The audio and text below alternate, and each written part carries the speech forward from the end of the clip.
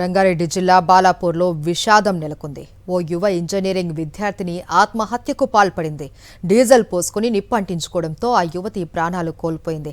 Badangpet municipal corporation పరిధిలోని మారుతి నగర్లో ఈ ఘటన జరిగింది. మాలగారి నాగరాజు కుమార్తె కీర్తి బీటెక్ 3వ సంవత్సరం చదువుతోంది. కాలేజీకి వెళ్లి తిరిగొచ్చిన ఆమె గదిలో బలవన్మరణానికి పాల్పడింది. కీర్తి ఆత్మహత్యకు సంబంధించిన మరింత సమాచారం మా ప్రతినిధి రవిచంద్ర అందిస్తారు.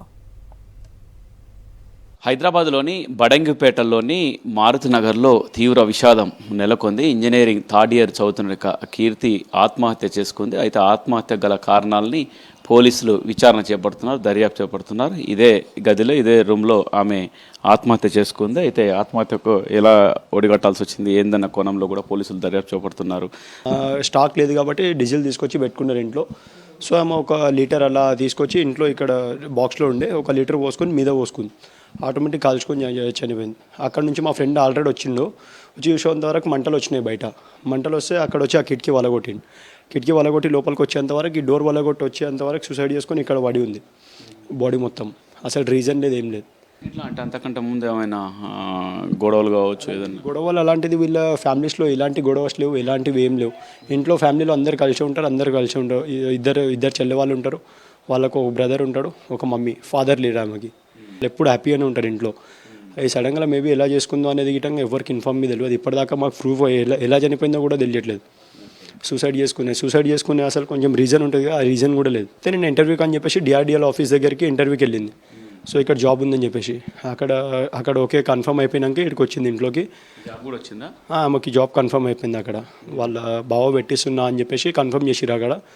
సో ఇంటి దగ్గరకు వచ్చేంత వరకు ఇంట్లో వాళ్ళు ఎవరు లేరు అన్నట్టు ఆమె ఇక్కడ ఉండేసి ఫోన్ గినంతా ఆడ పెట్టేసుకొని ఆటోమేటిక్ పోసుకుంది, మీద డీజిల్ పోసుకొని చచ్చిపోయింది. సూసైడ్ చేసుకుందట. అలాంటిది అసలు ఉండదు కూడా.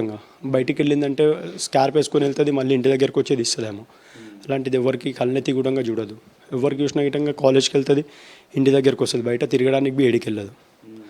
ఒక 2 నిమిషాల గిట్టంగా బయట ఫ్రెండ్స్ వెంబడి తిరుగుమని చెప్పి మమ్మీ పంపించిన విధంగా బయటికి వెళ్ళదు. ఇప్పటి నుంచి కాదు, స్టార్టింగ్ చిన్న ఉన్నప్పటి నుంచి అంతే. మూడీగా ఉండటం అట్లాంటిది ఏమన్నా? అలాంటిది ఏం లేదు. ఎప్పుడు ఫ్రీగానే ఉంటుంది ఇంట్లో, ఎప్పుడు ఫ్రీగానే ఉంటుంది. మేబీ ఇలా చేసుకుంది అసలు ఎవరికి అర్థం అవ్వట్లేదు ఇప్పటిదాకా. వాళ్ళ పేరెంట్స్కి గిట్టంగా ఏం చెప్పాలో, ఎవరికి ఏమనాలో గిట్టంగా అర్థమవుతలే. వాళ్ళ మమ్మీ బయట ఉన్నారు. అసలు అమ్మ నైట్ నుంచి ఒకటే ఏడుస్తుంది, ఏం చెప్పట్లేదు గిట్టంగా. ఇంట్లో ఏమన్నా అయిందంటే వాళ్ళ చిన్న చెల్లెకి అడిగితే అలాంటిది ఏం లేదన్నా, మొత్తం ఫ్రీగానే ఉన్నారు, ఎప్పుడున్నట్టే ఉంది మా అక్క, ఏం కాలేదు. సడన్గా మేము వెళ్ళేసి వచ్చేంత వరకు సూసైడ్ చేసుకుని ఉందన్నా అని చెప్పేసి మాట్లాడుతుంది. బంధువుల్లో కావచ్చు, స్నేహితుల్లో కావచ్చు తీవ్ర విషాదం నెలకొంది. ఇంకా పూర్తి కారణాలు తెలియరాలేదు.